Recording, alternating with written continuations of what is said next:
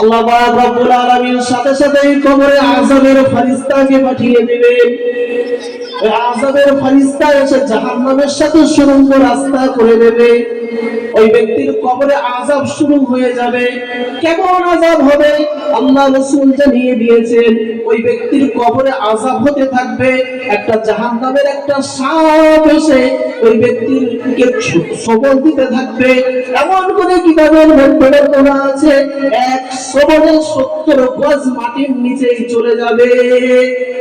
এক সবলে 70 গজ মাটির নিচে চলে যাবে।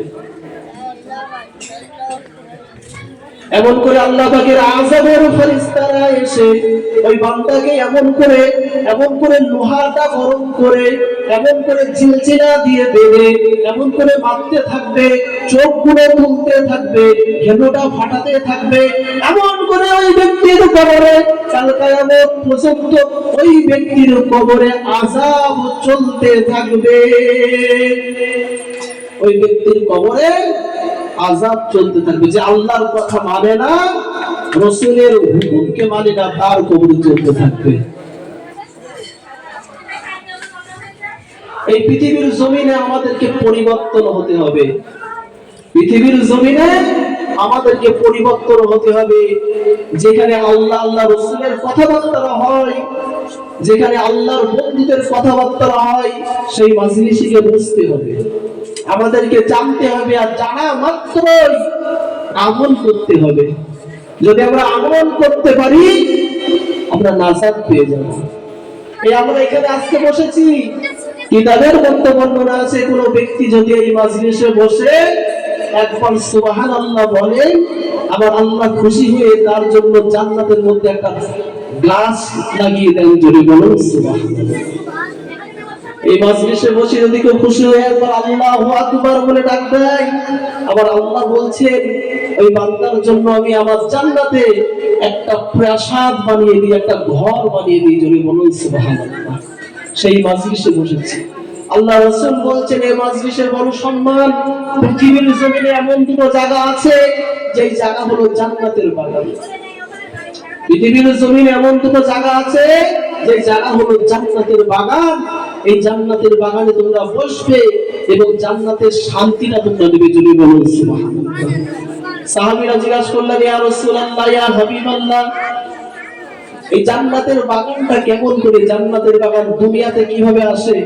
আল্লাহ রাসূল বললেন, আছে, আমি তোমাকে বলে দিই, তোমরা শোনো।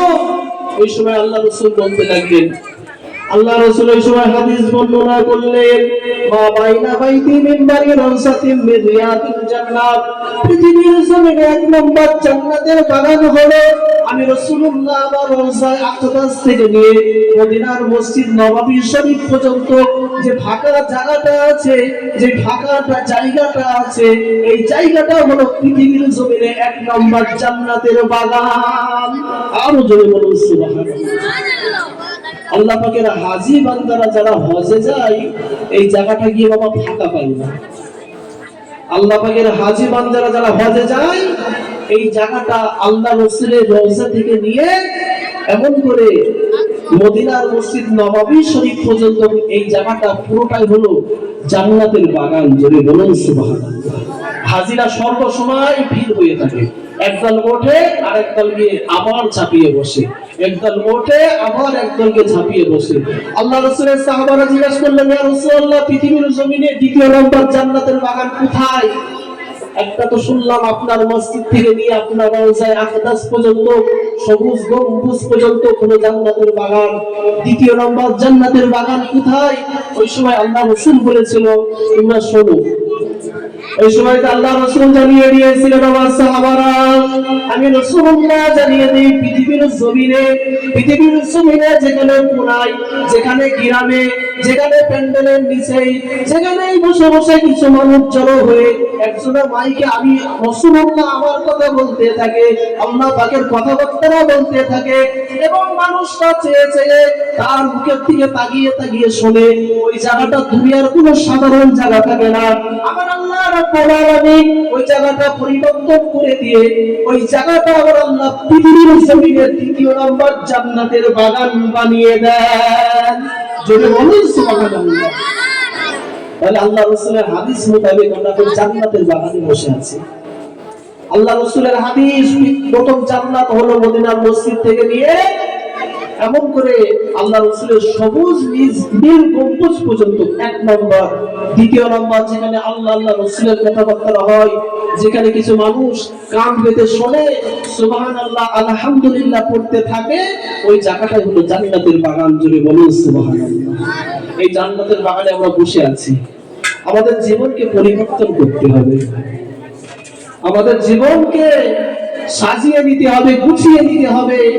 কেননা সময় যখন চলে আসবে, মালাকুল মউত আজরাইল ফেরেশতা কাউকে ছাড় দেয় না। আল্লাহ পাকের হুকুমের অপেক্ষা, সাথে সাথে জানটা কবজ করে নিয়ে চলে যাবে। তার আগে আমাদের যত রকম খারাপিয়াত জিন্দেগি আছে, সমস্ত কিছু আমাদের ত্যাগ করতে হবে, ছেড়ে দিতে হবে।